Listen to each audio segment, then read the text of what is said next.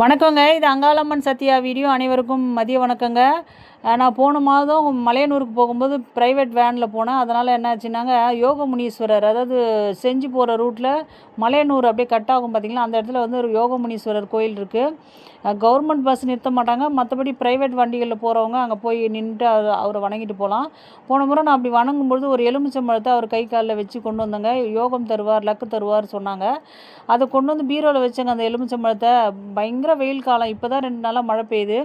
அப்போ என்ன ஆயிருக்கும் அந்த எலுமிச்சம்பழம்னா, ஒன்று வந்து கருப்பாகி கருகி அழுகி போயிருக்கும், இல்லைன்னா வந்து அந்த எலுமிச்சம்பழமாவது கலர் மாறி கருகி கருப்பாகும். ஆனால் எதுவுமே ஆகலைங்க, காஞ்சும் போகலை, ஒன்றுமே ஆகலை அந்த எலுமிச்சம்பழம். இப்போ நேற்று எடுத்து நான் பார்க்கும்போது அப்படியே மஞ்சள் கலர் அப்படியே இருக்குங்க. ஆனால் கொஞ்சம் லைட்டாக சுருங்கி இருக்குது, அவ்வளோதான். அழுகல் கிழுகல் எதுவுமே கிடையாது.